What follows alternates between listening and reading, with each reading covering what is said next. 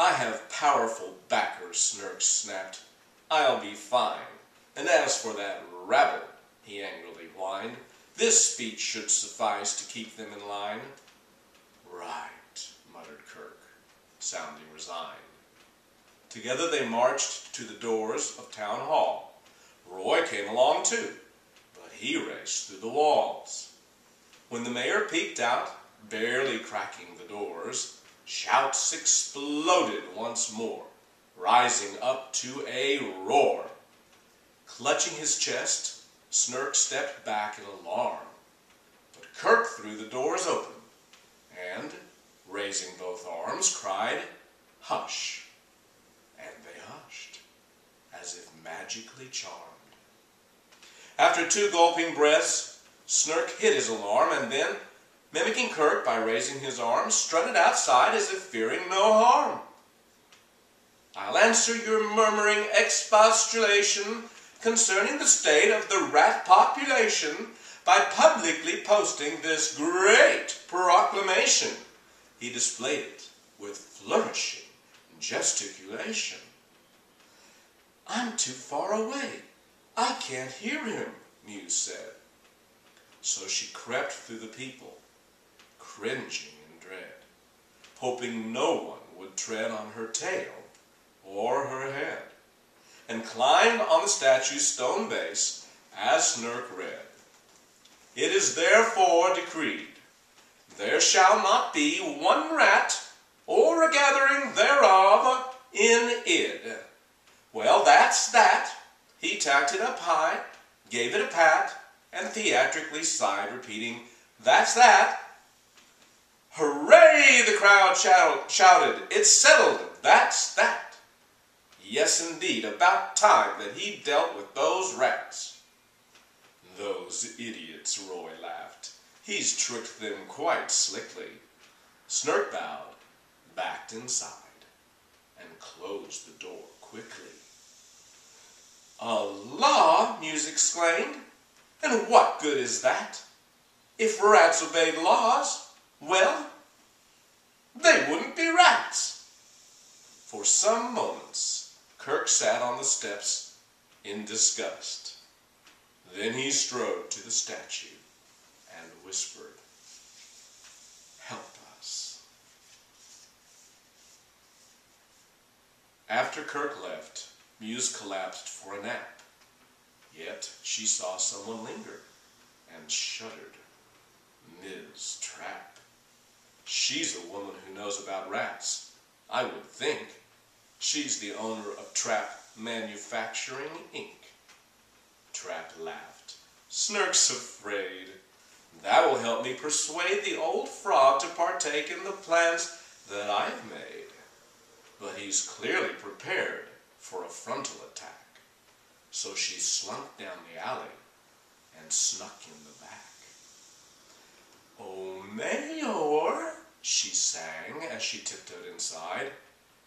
"Who is it?" the mayor abruptly replied. "Yes, who?" questioned Roy, as he sniffed side to side. "Has the smell of a trap. Should I listen or hide?" "Just a friend, but I noticed as I happened by that the town might need services I could supply. Rat removal and extermination," she sighed. Roy choked. "Genocide! Don't let her inside." "Miss Trapp, good to see you," Snurk unctuously whined while Miss Trapp helped herself to his cheese and fine wine. "I've worked very hard to resolve this," he lied. "Tell me, what could be done? What haven't we tried?" "Have you offered to pay?" she inquired. Then boldly she sat on Snurk's desk and explained, smiling coldly, "Whoever gets rid of the rats should be paid. You could ask for a bid. It's a matter of trade." Understanding, Snurk answered as quick as a wink. "Tell me, who should receive the award? Do you think maybe Trapp Manufacturing Company, Inc. She wrinkled her nose with a sly, smiling wink.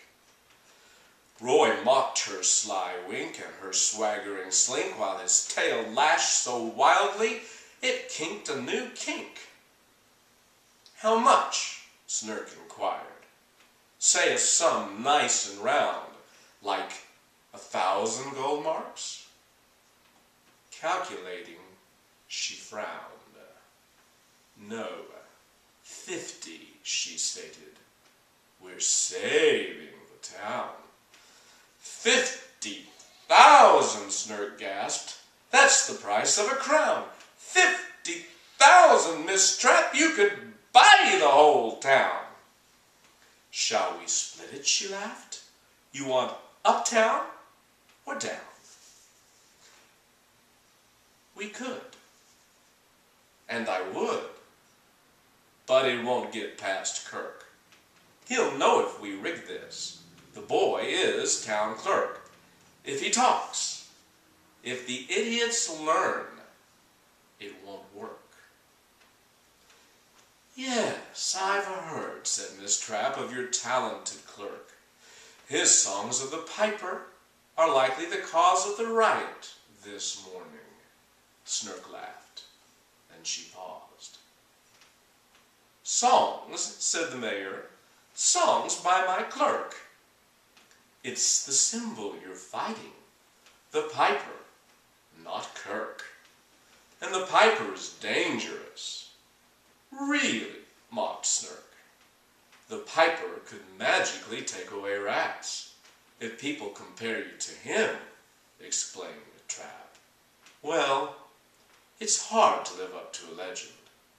So, Snurk, will you give me the contract? It won't get past Kirk." "The boy is enchanting, a popular star, the best singer we have in the city, by far. But he's only a problem for us as town clerk.